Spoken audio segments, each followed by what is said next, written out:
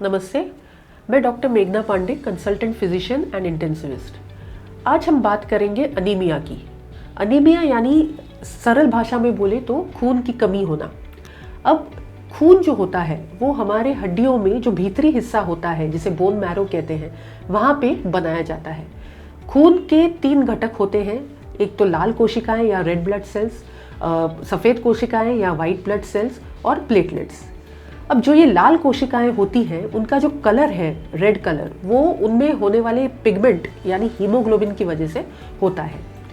अब ये हीमोग्लोबिन का रोल क्या है कि वो शरीर में जो ऑक्सीजन प्रवेश करता है उसको बांध लेते हैं और शरीर के हर एक टिश्यू तक ऑक्सीजन को हीमोग्लोबिन पहुंचाता है। तो जब भी खून की कमी किसी भी कारण हो तो ये टिश्यूज तक ऑक्सीजन पूरी तरह से पहुंचता नहीं है। उसी की वजह से कुछ अनीमिया के कुछ लक्षण होते हैं जो जल्दी से सामने आ जाते हैं, जैसे हमेशा थकान महसूस होना या सर में दर्द होना या जो हार्ट के जो बीट्स हैं वो ज़्यादा होना, कुछ पैल्पिटेशंस महसूस होना, चक्कर आना, पैरों में सूजन आना, ये कुछ इसके सामान्य लक्षण हैं।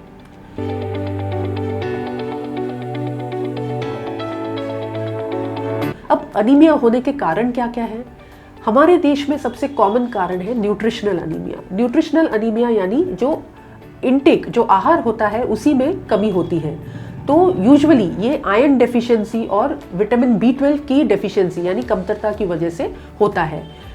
तो यूजुअली जो आयरन की कमी है वो आहार कम लेने से हो सकती है, या अगर कुछ महिलाओं को माहवारी में ज़्यादा ब्लीडिंग हो रही है उसमें आयरन डेफिशिएंसी हो सकती है, या अगर किसी को पेट में अल्सर हो या आंतों का कैंसर हो या किसी कारण आंतों में से ब्लीडिंग हो रही हो, उन लोगों में भी आयरन की कमतरता हो सकती है। विटामिन B12 की बात की जाए तो यूजुअली ये वेजिटेरियन लोगों में विटामिन B12 की कमी काफ़ी सामान्य है, क्योंकि विटामिन B12 जो वेजिटेरियन डाइट है उसमें ज़्यादा विटामिन B12 के स्रोत है नहीं। तो विटामिन B12 डेफिशिएंसी या कमतरता ज़्यादातर वेजिटेरियंस में पाई जाती है, या जो अल्कोहलिक्स यानी बहुत ज़्यादा मात्रा में दारू पीते हैं उनमें पाई जाती है, या कुछ लोगों में विटामिन B12 एब्जॉर्ब ही नहीं होता आंतों में से, तो उनमें भी विटामिन B12 की कमतरता पाई जाती है। सेकेंड कारण अनीमिया या खून की कमी होने का है ब्लड लॉस। अब ये ब्लड लॉस कुछ एक्सीडेंट में हो सकता है, या कुछ अगर किसी को पेट का अल्सर है और वहाँ से ब्लीडिंग हो रहा हो, या किसी को आंतों में से कैंसर की वजह से या किसी अल्सर की वजह से ब्लीडिंग हो रहा हो, या कुछ महिलाओं को जैसे पीरियड्स हैवी है उसकी वजह से ब्लीडिंग हो रहा हो, उसकी वजह से हीमोग्लोबिन कम हो सकता है। तीसरा कारण है हीमोलाइसिस। हीमोलाइसिस यानी जो अपनी लाल कोशिकाएं हैं वो खुद ब खुद नष्ट होती जाती हैं। अब यूजुअली इसका कारण होता है auto immune processes. Auto immune process यानी लाल कोशिकाओं के विरुद्ध ही कुछ एंटीबॉडीज अपने शरीर में बनते हैं और वो लाल कोशिकाओं को नष्ट कर देते हैं। कभी कभी बीपी अगर बहुत ज़्यादा बढ़ जाए तो भी हीमोलाइसिस होती है। लॉन्ग स्टैंडिंग किडनी और लिवर डिजीजेस में भी ये हीमोलाइसिस हो सकती है। स्नेक बाइट, स्पाइडर बाइट, इनमें भी ये कुछ इन्फेक्शंस हैं उनमें भी ये हीमोलाइसिस हो सकती है। कभी कभी लाल कोशिकाओं की कुछ अंदरूनी डिफेक्ट्स होते हैं, उसकी वजह से भी वो खुद ब खुद नष्ट हो जाती हैं। चौथा कारण है कि बोन मैरो में कुछ ऐसे बीमारियां हैं जैसे एप्लास्टिक अनीमिया कहते हैं, या कुछ वायरस या टॉक्सिन का इफेक्ट बोन मैरो पे होता है, उसकी वजह से बोन मैरो में सेल्स बनती ही नहीं है, उसकी वजह से भी खून की कमतरता यानी अनीमिया होता है।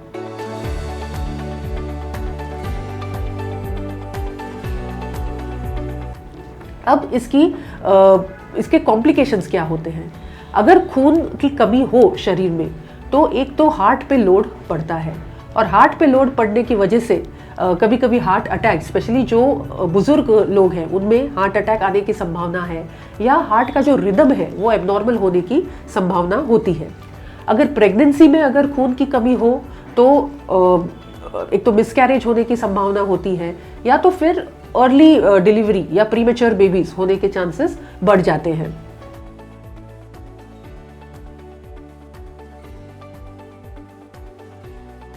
अब इसकी जांच कैसे होती है?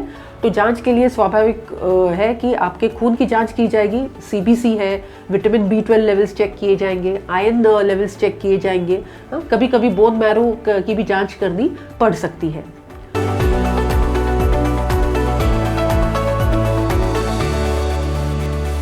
ट्रीटमेंट पे अगर हम आए तो ट्रीटमेंट उसका जो कॉज है उसको ट्रीट करेंगे तो ऑब्वियसली हीमोग्लोबिन बढ़ेगा।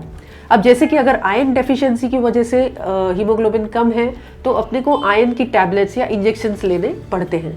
प्लस डाइट पे भी फोकस करना बहुत ज़रूरी है। अब जैसे वेजिटेरियन फूड में जो हरी सब्जियां हैं, गुड़ है, बीट रूट है, या डेट्स हैं, ड्राई फ्रूट्स हैं, या कुछ आयरन फोर्टिफाइड सीरियल्स भी आजकल मार्केट में अवेलेबल होते हैं, तो ये खाना बहुत ज़रूरी है। नॉनवेज में चिकन, फिश ये अच्छे स्रोत हैं आयरन के लिए। अब आयरन का एब्जॉर्प्शन विटामिन सी की वजह से हमेशा बढ़ता है। तो विटामिन सी जिन फ्रूट्स में ज़्यादा हो, जैसे कि मौसम्बी हो गया, ऑरेंज हो गया, टोमेटोज है, स्ट्रॉबेरी है, इनका भी सेवन करना चाहिए। चाय और कॉफ़ी में टैनिन करके एक सब्सटेंस होता है जो आयरन की एब्जॉर्प्शन को कम करता है, तो चाय कॉफ़ी को अवॉइड करें।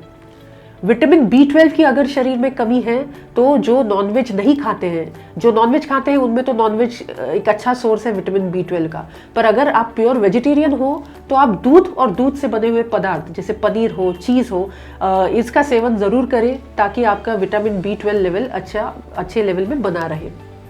अब दूसरे अगर कुछ कारण हो, जैसे अगर ब्लीडिंग हो रहा हो, सपोज अगर ब्लीडिंग पाइल्स हो तो उसके लिए सर्जरी लग सकती है, या कहीं और से ब्लीडिंग हो रहा हो जिसके कारण आपका हीमोग्लोबिन कम है तो आपको सर्जरी करानी पड़ सकती है।